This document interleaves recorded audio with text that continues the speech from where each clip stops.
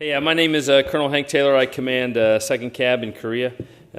Excuse Colonel Tom O'Connor, as he was heading in from Fort Sill. His plane got weathered out, so I'll help moderate his session for him here. Today we're going to talk about advanced training and leader development. On the panel up here, we have Colonel Ray Davis, who works at the National Guard Bureau, Colonel Buddy Hopkins, who commands 1st Aviation Brigade at Fort Rucker. We have our new Chief Warrant Officer of the branch, CW5 Joe Rowland, and our new Sergeant Major of the branch, Command Sergeant Major Greg Chambers. So today's panel is supposed to be interactive.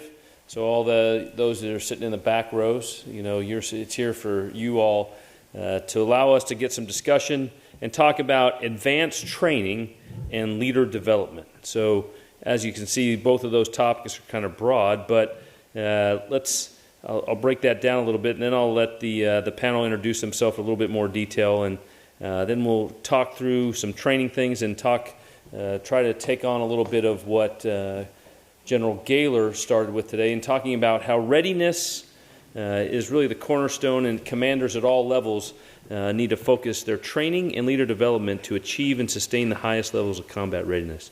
So if we would, let's just start with Sergeant Major Chambers. Just introduce yourselves a little bit more than I did, and we'll go from left to right, and then we'll get some opening comments from Colonel Hopkins to start us off. Buddy, if that's all right. Okay. Hey, good afternoon. Greg Chambers, been in the military now for about 27 and a half years. All aviation, maintenance background, mainly on Black Hawk helicopters. And as far as what we're going to really talk about from an enlisted perspective, I want to just kind of give you this primer first. It's great that we're going to talk about tactical and operational readiness training, which I'm all about, and it's one of my primary focuses as your branch CSM. But if we cannot develop professional soldiers, all right, if they don't treat the profession as a soldier, as a profession, if they just treat it as a job, like working at Kmart or Walmart or IBM, then we will never crack the code when it comes to tactical and operational combat readiness, because they're not going to grasp it as a profession.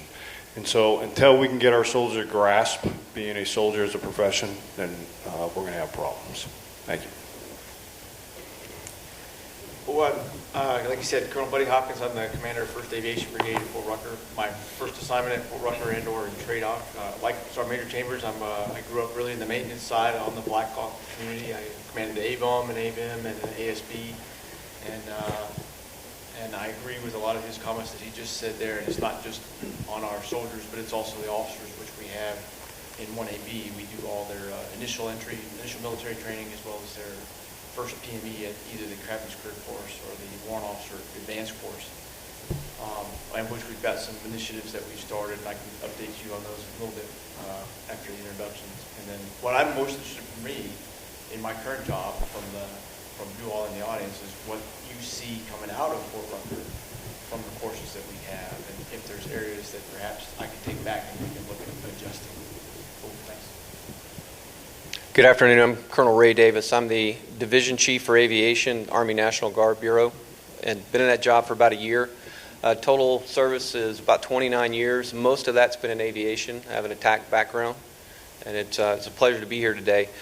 I'll just briefly open with my thoughts on when we start talking about training and leader development. It goes back to our senior leaders' priorities, and for me, it's about readiness. Everything that we do drives back to readiness, and for the Army National Guard, the readiness in terms of being able to meet mission requirements, both our Title X warfighting requirements, as well as being prepared for domestic operations. With that, I'll pass it over to Mr. Rowland. Thanks, sir. CW5 Joe Rowland, current CWAB. I just took over a couple weeks ago. 30 years in the service, first 6 years in the United States Marine Corps, working aviation maintenance. The last bit as a warrant officer. I've held positions at every level in the cab. I'm a standardization officer by trade, and my last assignment was up at DAMO AV as the DAMO AV Aviation Stands Officer for HQDA. I'm just going to kind of play off with Command Sergeant Major said earlier, so leaders we're kind of the guardians of that profession, and you're absolutely right. In order for this to work, we got to treat it like something other than a normal job. It's an actual profession we got to get at. And I'll talk to it later if asked, but my biggest concern is that we give junior leaders the time to fully develop this, and we don't rush them through a career model that doesn't give them the time to establish a foundation of leadership. So, I mean, it just doesn't happen overnight. We're taking kids out of high school, teaching them how to be tactical warfighters. That takes time. We gotta invest in that time. Thanks. Great. So those are the panel. You can see for those of you here, what a great panel of experienced leaders that we have up here. So, Buddy, if we could, the primer we'll start talking about, and if you could expand a little bit, is training. So the number one priority of the Chief of Staff of the Army, as you know, General Mark Milley at this time, is readiness. And he states that readiness is our number one priority, but the question we propose here is, how should commanders at all levels better focus training to achieve and sustain high levels of combat readiness? So maybe, Buddy, you could just start off with how you are doing that at the schoolhouse to prepare those leaders as they get out to us in the field, and maybe that'll spark some of the conversation and feedback you need on some of the commanders and that are sitting out here to go with that. So please go ahead. Okay, so the biggest thing we've done here recently in the last year is now included the block in the Captain's Career Course and also in the Warrant Officer Advanced Course. There's actually been 2 iterations there and 1 full class now, the Captain's Career Course, focused directly at home station training. How do you develop a home station training program? What it is you focus on, going back to tied to your mission and your mental task, and how you develop that. Because the feedback that my predecessor, Sean Brigade, got from the field and his predecessor before that is we lost a lot of that with just our deployment cycles and getting to figure out what it is we need to train and how we need to train. Because you've got basically a dump from CENTCOM, for those of you who've been deployed overseas, this is what you need to train to, here's your task, go out and execute it, and you're basically, block to block to block to block, complete that out, and then you're out the door, and then you go. You don't really develop that in our junior leaders, and some would argue all the way up to senior major, junior lieutenant colonel now, have not done that for the past 15 years. So we started training that at the Captain's Career Course, and like I said, the Warrant Officer Advanced Course, to get at those more flight-specific models, and what it is we need to train before to do our mission, wherever that takes us across the world. Good. So anybody from the panel wants to add that, or let's any questions from our large crowd out here? Could I go ahead? Go ahead, Ray. Yeah, please just go ahead and grab the mic and as you can. I'd like to add that if we're not conducting combat operations, then it's training.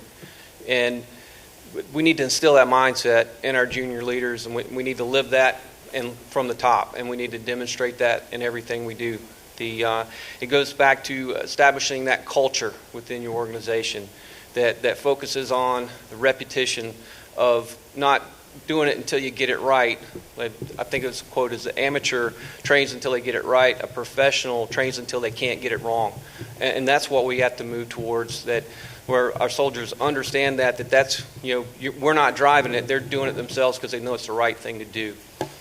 I remember back when I was, with regards to the type of training we're doing, when I was a lieutenant, we would do the full MDMP, the battalion staff would come in, we'd receive the op order, companies would start their planning cells, and that entire process would be 6 or 7 hours to go fly 2. And over a period of a decade and the coin operations and what we discussed earlier, the way we were training, it became the inverse, where we came in and we planned for 2 to fly 6. And we have to achieve that balance again between both of those types of operations, but moving toward the company and battalion level missions. And so we're prepared to conduct the full spectrum of missions that will be presented in the future. I'd just like to add one thing. Yeah. Hey, in a lot of our, obviously General Gaylor said it this morning, General Mangum said it already, General Gabram just said it over at the AMCOM brief, and it's the culture that we have to change. All right, so for the last 15 years, we've really come accustomed to a culture where the Army told us where we're going to go, how we're going to do it, and they've told us how we're going to train for it. So the culture has really got to start probably at the company and below. To Colonel Davis's point, is there's a lot of things that we got to retrain our younger mid-grade level NCOs and platoon leaders, specifically when it comes not only to maintaining aircraft or running a company training schedule, but there's a lot of functional things that we need to retrain ourselves on, whether it's DART procedures, whether it's FART procedures, or just those different types of training programs that support your aviation company. And that's part of the culture from my foxhole that we really need to look at hard at. That's a good point. Joe, you want to add something? Just a few things to add to that. So Colonel Davis is all over. He's going to do a much better job of explaining than I would. But it's the frequency and repetitions that we need to get to the muscle memory, right? So we go back to my initial statement. We talked about we have to give these junior leaders the time to develop. Because what we're finding now as I travel around the Army on the holistic review team was the 2-hour show to go was the norm, like Colonel Davis brought up. But we hadn't developed that young IP enough for him to be able to handle that. What he needed was to spend 6 hours at a table with the person he was going to fly with, so everybody on the flight knew what was going on. That's, again, we have to get back to that level of detail and development for our junior warrant officers. We can't look at them as they just got to go right through the system. Again, I can't reiterate enough that we take none of us knew how to be aviators when we come. It didn't matter where you came from. I came from the Marine Corps. I wasn't a Marine pilot. Right? It takes a while to develop. I would argue that about 6 years for us to fully develop ourselves as warrant officers. So when we build these models and other people come in and talk about talent management and how we develop leaders, we've got to look at it through that lens. We're already starting off a little bit later in the game, but don't disrupt that initial developmental phase is pretty key. Joe, can I add something on that Yes, before sir. you go to your next? And so I think the point there to add there, and what I've seen in my brigade in 2nd Cav in Korea is that we have a generation from, and it really starts at the majors and below, and really at our W3s and below, that remember, all they've known is the coin way we were doing business. And I want everybody, we did it very well, too. So it wasn't like it was broken. We met Teed. We changed what we did to the mission we had to. And so when you talk about the 2 hours to go, but when we did have big missions, we did plan for days. We did go into these mission planning cycles that we go to. So I would just add 2 techniques that I've seen, and my attack battalion commander is actually in here, so I might pick on him a little bit. But, for us in Korea, we have a very decisive action, non-coin fight. But even he and I have had to work very hard with our company commanders and S3s not to just go to the AWT, just split them out. But really, it's not only just us, it's also the ground force commander. So when you start talking to the infantry, armor battalion, S3s and XOs and company commanders, that's all they know. So when you start talking about training, what I'd add to your comments, I think we're right on, is we also have to be that professional that trains and make sure we change the paradigm for the ground force commander also. Lynn, any comments on that at all? No, sir. We've seen it up at, we're supporting ground maneuver table 12. This last iteration, the ground maneuver force is what we want. The helicopters right here, shooting over our shoulder. And we try to explain that, look, we've got sensors that can put us back 4Ks. You can hand over targets, and then we can come in and do gun runs and still provide the same support. You don't have to see us for us to be effective, but it's in their mind, the CCA mentality of being deployed and that immediate effect of the helicopter diving that they can see consistently.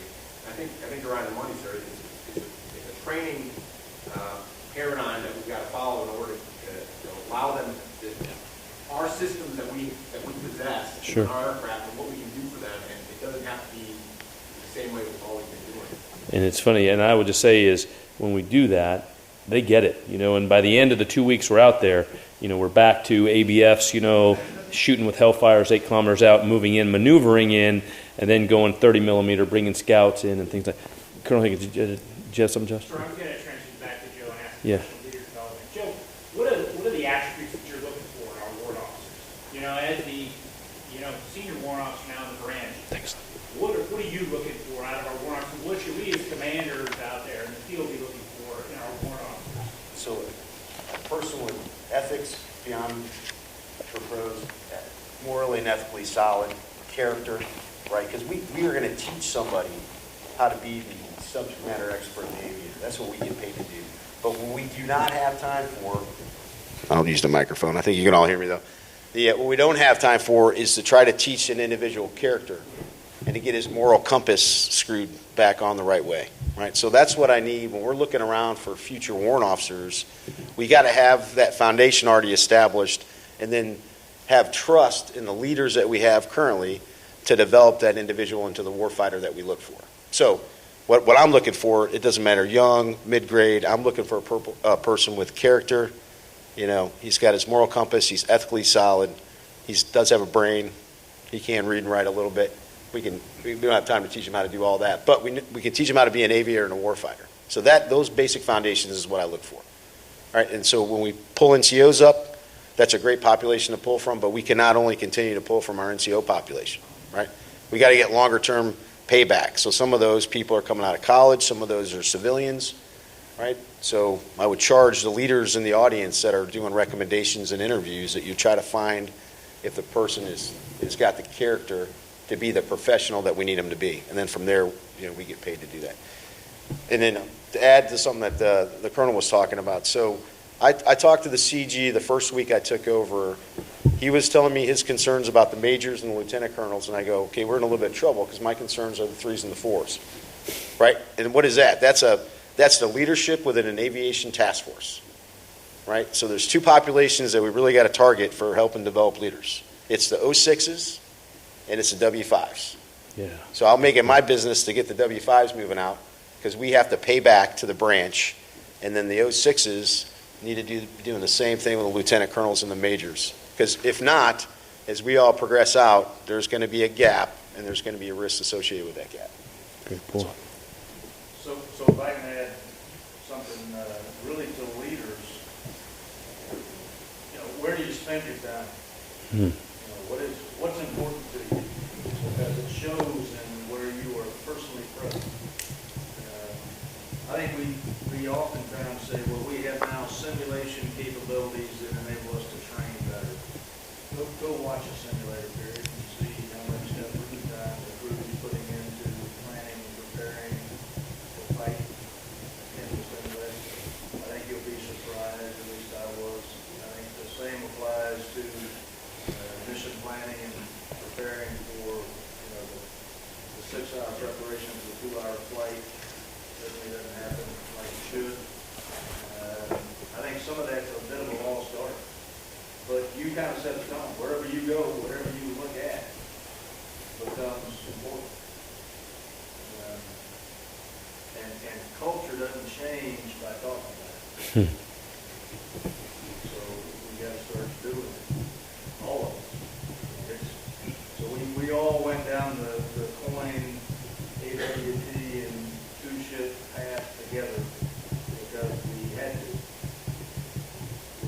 We had one task force that had to be in 12 different spots in a geographically dispersed battlefield, and the only way you can do it is in small teams. But it became the norm, and now we've got to break ourselves of a bad habit. We're still going to have to be able to do it. Yes, sir. And I think that's where it goes back to the MET-T. You've got to make that decision. We had a question right back. Yes, please go ahead. Sir, Mike Roll, retired before worked on the PM Apache MET-T, so I were in training units. So I'm still in the training business. One of the things I'm concerned with is something that we started the conversation on before, was that we're not keeping, we're losing now the ability to go back to our old way of doing, remembering how to do stuff. Like, for example, the 6-hour mission planning to do the 2-hour mission that was mentioned before. Because all the people, when you have 15 years of training, you might have somebody that came in as a warrant officer, as 5 years in, served as enlisted, did 15 years as a warrant officer, retired at 20, and they've never seen anything but coin. So they don't have that institutional knowledge of knowing the group attack, the hasty attack, the deliberate attack, and all the other things that we've done before, the reconnaissance missions that go along with that.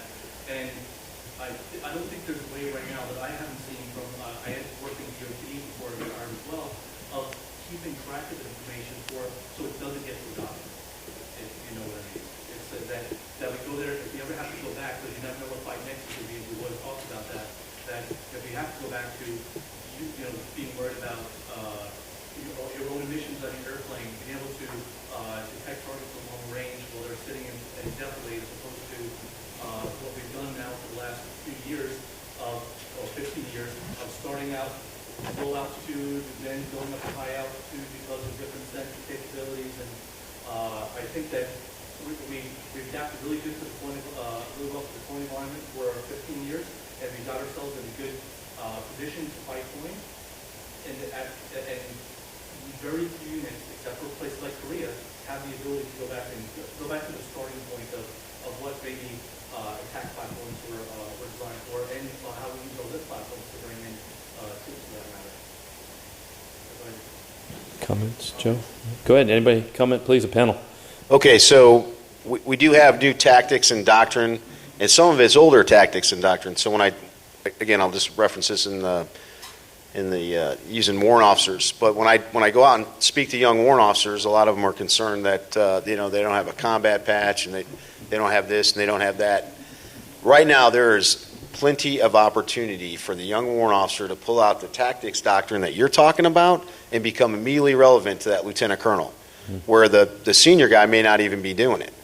Right? So we have formations out there that have senior warrant officers and senior leaders that understand decisive action and can implement that into a training program if and when their training calendar would allow for that. But what I'm saying is there's tactics already out there, right? So the young guy can step in, or young gal can step in and go, listen, for this type of threat, near-peer threat that we may be fighting against, or wide area security, these are the things we must do. These are the tasks that we must be able to be proficient at, and then train to that. And then, so the delta between the senior guy and the junior guy is pretty minimal. It may be bigger in flight experience, but in depth of knowledge of a way to fight the decisive action, wide area security, those things, there's not that big of a difference. So I try to tell the young guys right now, plenty of opportunity. You just have to read about it, right? Or find the individual that's done it in the past and start picking their. This is a profession that requires us to be active participants.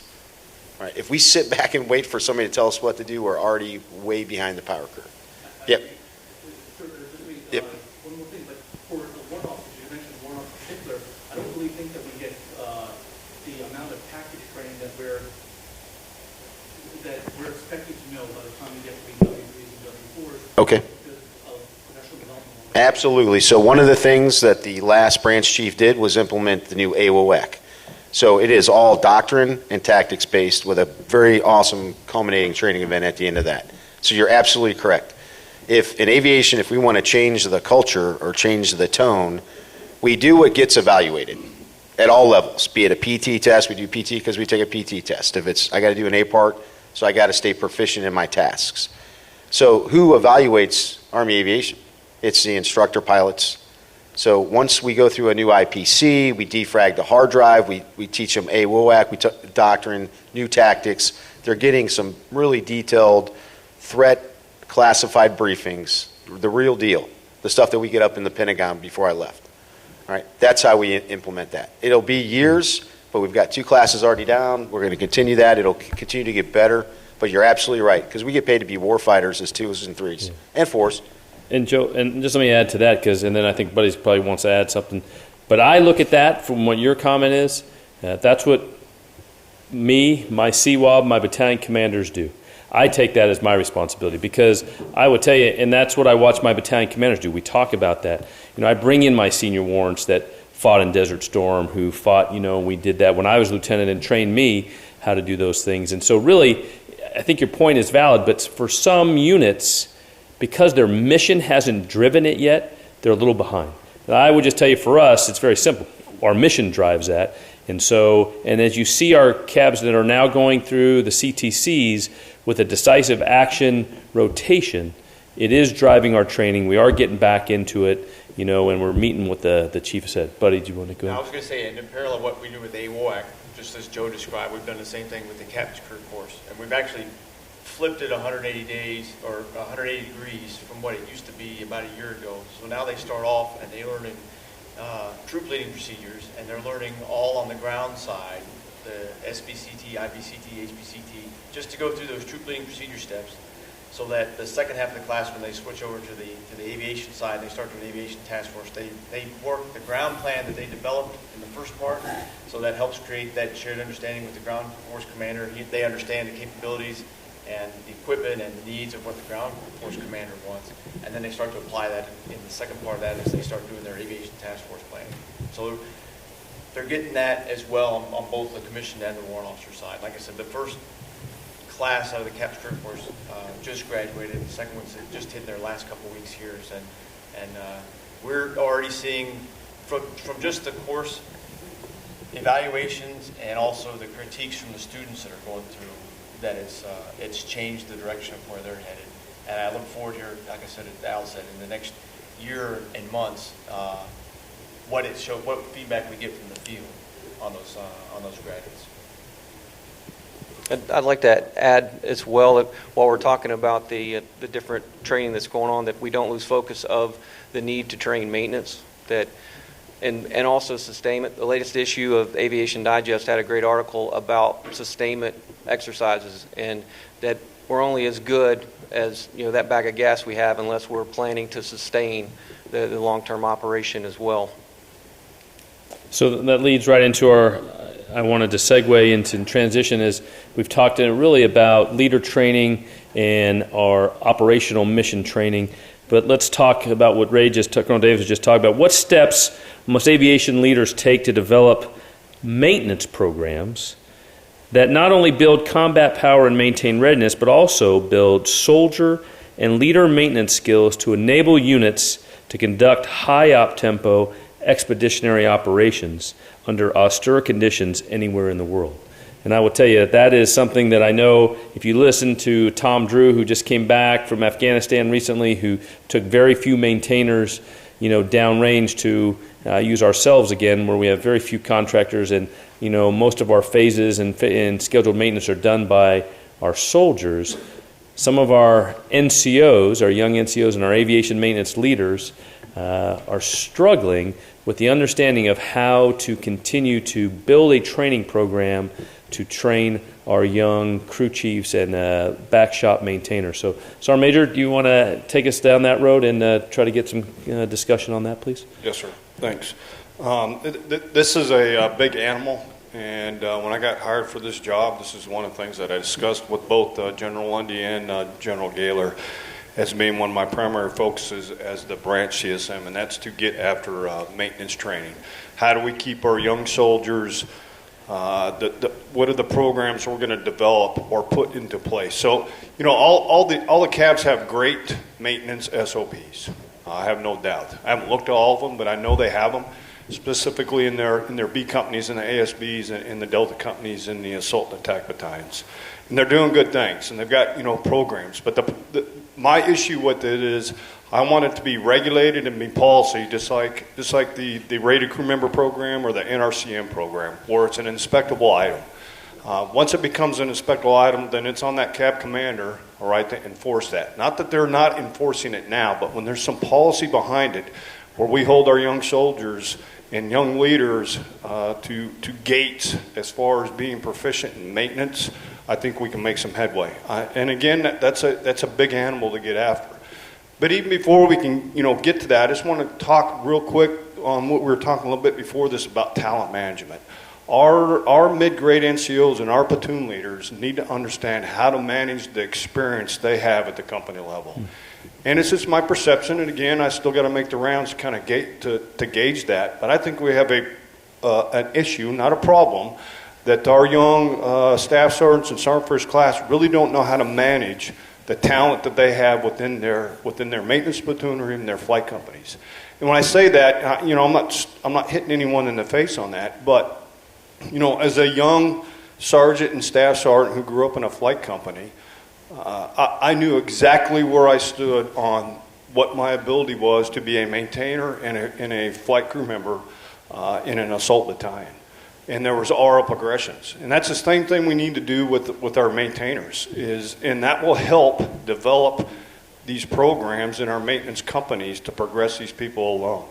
So I don't know how many of you sat through the General Magnum's brief this morning, but one of the key things, I don't know if you heard what he said, when he questioned Sergeant Major Thompson were about these gates that we want our soldiers to maintain prior to becoming recruiters, drill sergeants, or platform instructors. Hey, I'm all for that, but the only way that is going to work is it's going to be incumbent upon those company level leaders to make sure that they do make those gates and they're held to a very strict and exacting standard.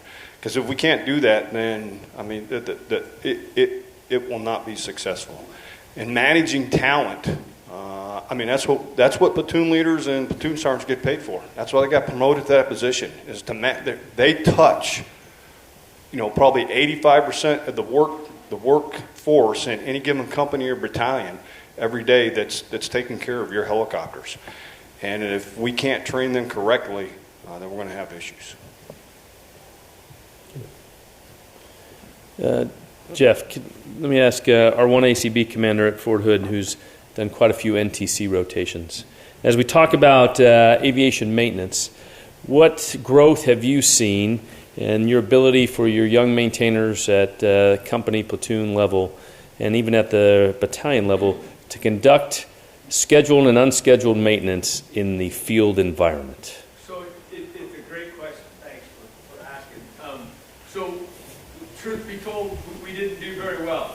We've had a unique opportunity, and that opportunity was we've done 5 CTC rotations in 13 months.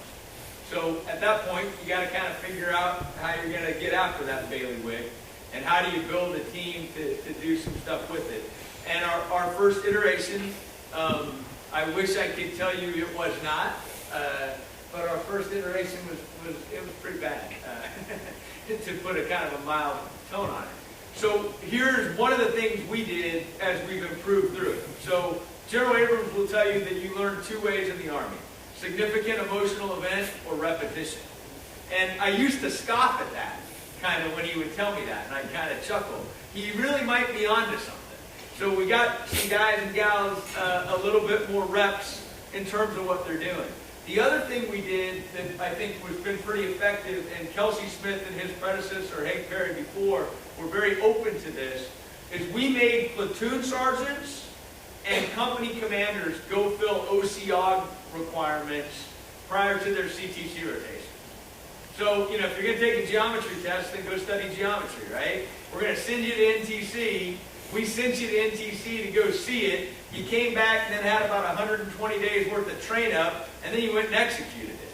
And we found that to be invaluable for our platoon sergeants to look at how they would run company-level maintenance operations, because they walked around for 28 days as an OC, a guest OC, kind of seeing it. And so that was that. The other thing that we did that I think kind of helped us a little bit, and this is not news to anyone, it's the same stuff that General Gabriel talked about down in AMCOM a couple months ago, is we started becoming fairly prescriptive about P4, T3, about PC meetings, and about what S time means and what M time means. And so, those are things that we all kind of took for granted, I think, over the years of hey, you're on shift for X number of hours in a coin environment, and those were the 3 things that we focused. We didn't try to bite off anything too big. We tried to kind of narrow the focus and make sure that our young guys and gals had an experience to see it one way, then bring them back and say, okay, what do you think you could do? And then say, okay, now go do it. And we got them the extra reps to do that. And that's kind of what has improved our field maintenance thing. We make every task force go to the field with the BCT before they go to NTC, and those repetitions kind of help. That's good. No, that's good. I think that's great. Anybody want to add to Jeff? Anybody else in the audience want to add anything? Please. I'm Warrant Officer 1 Smith from the North Carolina National Guard. I just want to bring up, I haven't heard anybody talk about GCSS Army yet at the convention, so I just want to bring it up because it's a big national gamble for the states that's converted already. I don't know what percentage of the room has converted to GCS Army, if you don't know what I'm talking about. So yeah, we've done it. We've done the full conversion. And you are exactly right. It is a complete and utter challenging problem. I don't know if this is right, but here's what we've done in the ACB. We've said, okay, quit worrying about it. Stop. we don't want to hear about it anymore. It's the operational environment. Right? Yeah. The Army doctrine now says figure out your operational environment. We no longer use the word garrison. This is just your operational environment. Figure it out. This is the operational environment you have. If we got to put an extra person to it, we can. I mean, but you bring up a great point. And I would offer to you that it's gone up on USRs. It's got the G4 of the Army was in our SSA saying, you've identified a problem, you're right, but we're not going to get it fixed until 2018. So we know that. So now we just got to kind of dive into it. And it's going to get worse when you start integrating UASI and Colts into your HARS formations for how we do it. So you basically got to take it out of hide. And what we've done is taken young warrant officers and we've increased the number of folks that we have in tech supplies and told them, hey, we're just going to, we are truthfully telling you to track two systems, analog and GCCSA, because they won't interface with those AE. You guys all know that, but there's got to be a checker to make sure it works. That's a very labor-intensive answer. I apologize. That's not creative, but it's just getting after the problem. Speaking to, since we're talking about training, I just want to bring that up because right now we're wheeling because we are just trying to get guys trained to do it. The other comment I want to make briefly in regards to Warrant Officer Advanced Force, I haven't gone yet, but I would love to see, as a former lieutenant, I think one of the hardest challenges is after you make a decision, how do you determine if it's effective or not?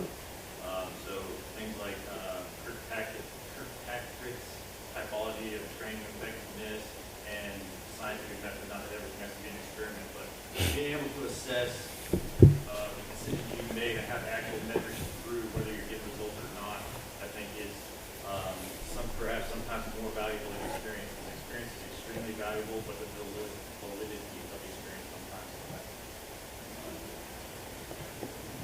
Very good. Good. Just add one more. Please. With regards to maintenance and training, a couple of things that concern me about what I see, especially on the, I can speak the Army National Guard side more so, but I think it's systemic, is the over-reliance on contractors. I manage the Army National Guard's aviation program, and I'll have a state, they'll contact me, they have an issue. The first thing they want to do is throw a contract solution at it, and that's not really getting to the root of the problem. The bigger problem is what I'm seeing that I'm trying to instill in the senior leaders, because it's developed over time, is the lack of understanding of how you synchronize your operation with your maintenance. You generate your combat power through conducting phase maintenance, and one can't outdo the other. And as a leader, that falls ultimately on the battalion commander, but the leaders at all levels, they have to be mindful of that and make sure that they stay in sync. If one gets ahead of the other, you're going to have to adjust. But the contract solution is not the answer. I mean, there's a time and place for that kind of stuff, but we should view those as opportunities to conduct additional maintenance training. That's good. Buddy? I guess I've been out of the operational force for almost 5 years now, and I don't know, so it sounds like from the discussion, a lot of it's the leaving the maintainers at home is FML driven, is that right? Yes. Okay, because I mean, even before that, I think we struggled when I was an ASP commander. I mean, and some of you probably lived this or on one side or the other. It was a struggle to get a lot of our maintainers, get them repetition on an airframe, because it was, I don't know whether it was pride from the line unit, they wanted to do their own work, or what. By the time you get down range and you get that AVIM over there, which is a big beast and it has a lot of capacity. By the time you get over there and you start throwing them in there, that now they're touching it for the first time. So I think you've got to utilize that organization at home station, and you can task force it out just like I'm sure Jeff did with his NTC rotations. Cut out slices of that to each one of those BCTs and let it tag along with your AVIM as a separate detachment, because there's some of that capability you need. Now we're getting ready to reorganize some of the maintenance structure. I'm not quite sure what that is. It's not in my wheelhouse as the 1AB commander, but I'm very interested in where we're going in the future. I also wonder who is leading that side within the organizations, because I know we've kind of gone back and forth on the 15 Delta and the 90 Alpha thing, and I know right now I I don't know where we're going. I think the 15 Delta is coming back out, or it's in the doctrine, and we're training 15 Deltas, but I don't think it's going to stay in. I think the ASB commanders are no longer 15 Delta coding positions. Is that right? Yeah, so I guess maybe I'm a little concerned about what the future is. And I know it kind of probably segue away from the maintenance training piece, but it's also, you talk talent management, leadership, and that type of thing.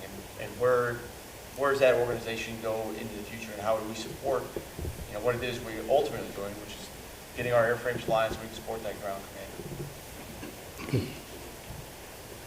Right. Yes, please. Sir, a question, gentlemen. Major Omar, just be interested to see what the aviation maintenance paradigm is going as we transition back to the chief priority, and at your ULO as a company commander, if you had a significant event of flying the gauntlet of fire and your Apaches are now on 0 of 8, how we're going to have this creative terrain in austere environments to get the aircraft back into the fight.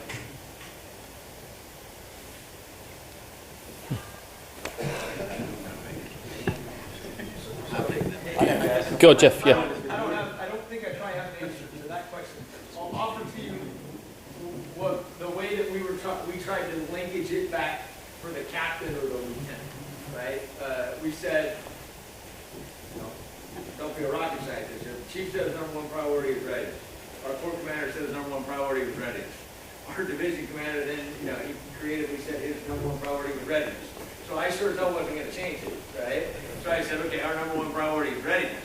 The single quickest, easiest data point on a daily basis that I can assign to a platoon sergeant or a platoon leader to help them get their arms around readiness is OR rate. So we tied it back to OR rate, and we held those guys accountable for that. So your point about, if you go into the fight and they all get shot up, if they're already in this mindset of keeping their airplanes FMC, and we're driving home for them all the things they got to do to track document numbers and parts and everything else they have to do to beat FMC and how they push M time versus S time, then it starts to kind of inculcate a culture that then they'd understand what they'd have to do downrange. Now, if it's completely blown up, that's going to be a problem, obviously. But at least from my experience, I don't think we ever figured that out. I remember in OIF-1 when we had some stuff blown up and they sat there for a long time, and then we got different airplanes, or we just went with less. We had companies that only had 6 airplanes instead of 8.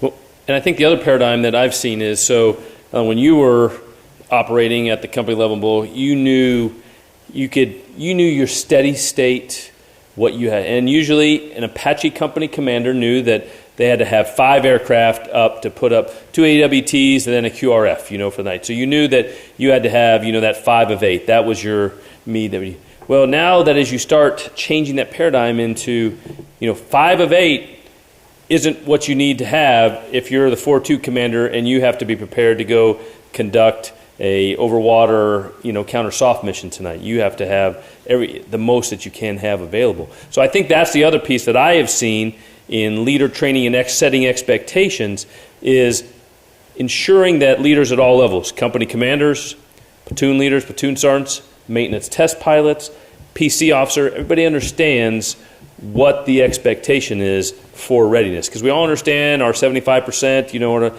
but then you have to tie mission to it to try to train that. And I think the hard part of that is that when you are at home station training and you don't really have that driver, how do we as leaders create that driver, to set that expectation correctly?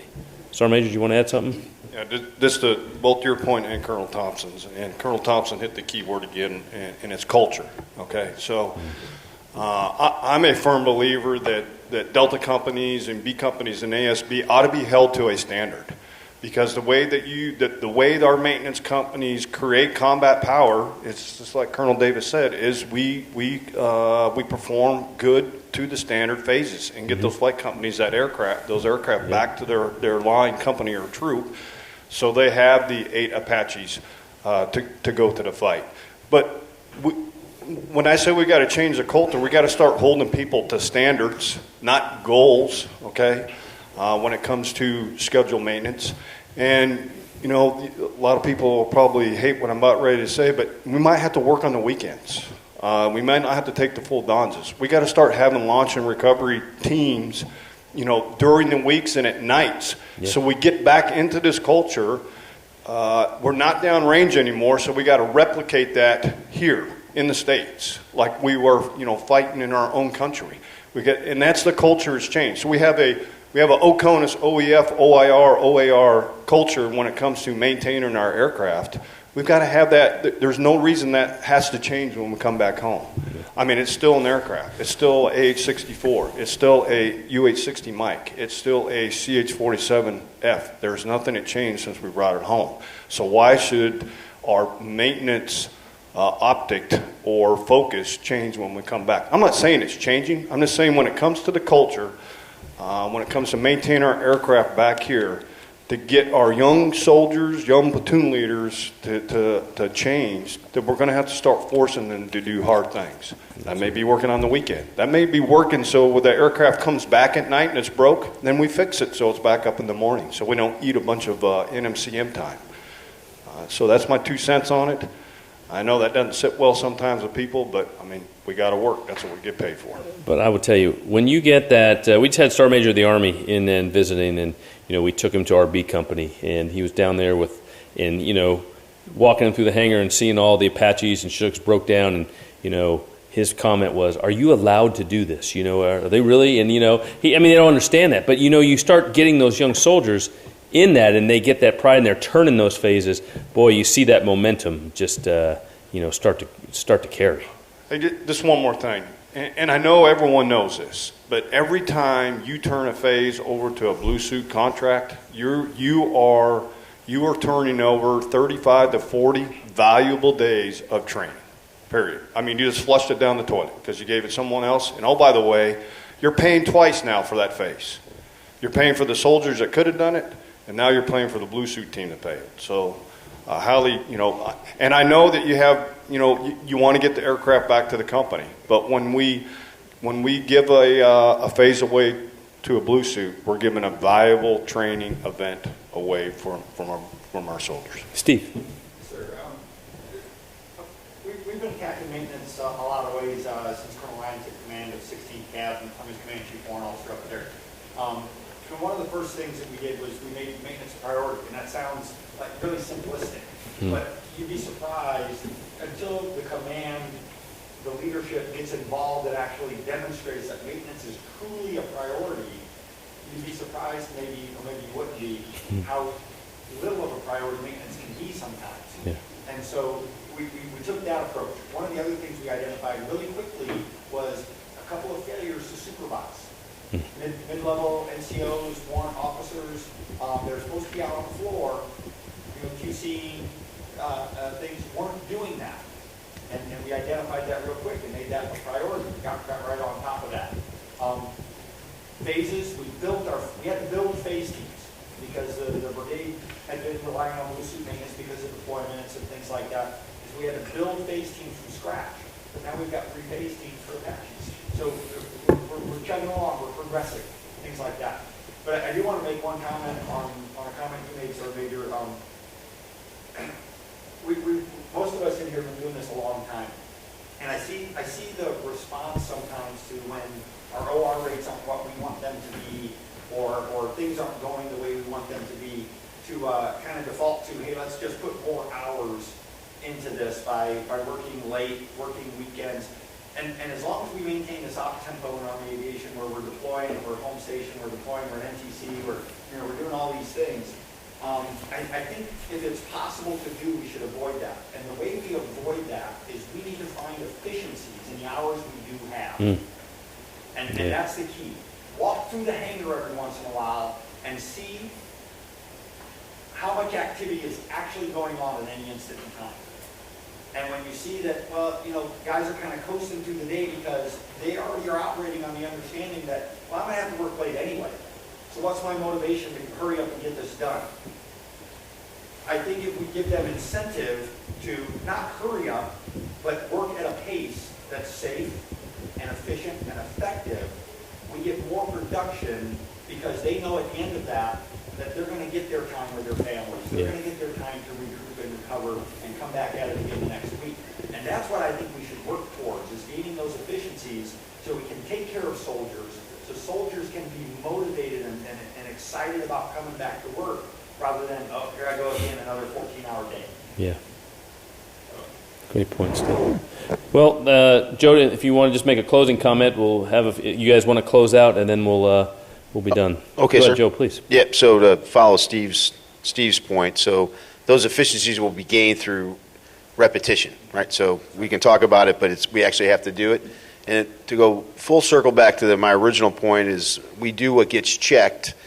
As we move to an objective T model, and we look at sustainment, as we tie maintenance and into that readiness model, I think that commanders are going to be much more apt to start using green suit maintenance because that's the sustainment piece, right? We're not grabbing these contractors in a expeditionary model and moving them out for 24 days so we can go ahead and set up a logment and things like that. So, that's another thing that we're probably going to look at. I know the holistic review panel looked at that sustainment piece, objective T, readiness, so on and so forth. So that's all I have, sir. All right. Well, with that, if there's no any last questions from the audience, yes, please. One last comment, sir. Master Sergeant Orchard with Force a lot of focus was on the pilots and the maintainers and training and all that. I would just ask the cab commanders, sergeant majors, everybody else, team leaders, don't lose focus on your enablers for those air crews either. Your POL guys, your flight operations folks. I'll tell you, a trend we see as we conduct arms, the two parts of the arms that give a written test and a hands-on evaluation are flight operations and POL. And POL, and they tend to not do well right now because of some places. Yes, we know that. It's okay. Every cab commander knows that. We've all had the black chart up there, POL and flight ops. So trust me, all 11 of us have seen it. So we're and you're right though, and it's absolutely a thank you for refocus. Stephen, yeah. Sparked a point in my mind that I wanted to bring up, and I don't know how to get after this, and maybe somebody does. In our brigade, we have air traffic service warrants, and then some enablers in our brigade that do everything but air traffic services because we don't have that at home station. Yeah. And how do we develop them? How do we train them when they're assigned to the brigade? And I saw one over at U.S. Army Europe headquarters at W2 doing AMRs because that's what they made her do because there was no air traffic services work for her.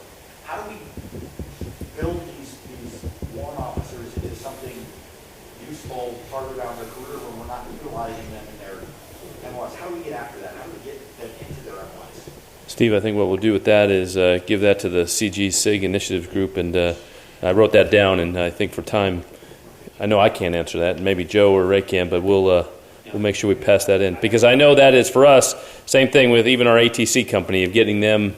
I think every cab commander struggles with, our Fox company, of the GSAB and our ATC warrants. I know I do. Because mine was doing plans, so absolutely. All right. That's also an issue in the Army Guard. We formed an OPT working that issue, but it's a work in progress right now. All right. Well, we'll break, and so that way the next group that's coming in after us is Colonel Rob Alt to be defrag the hard drive. Thank you very much, panel.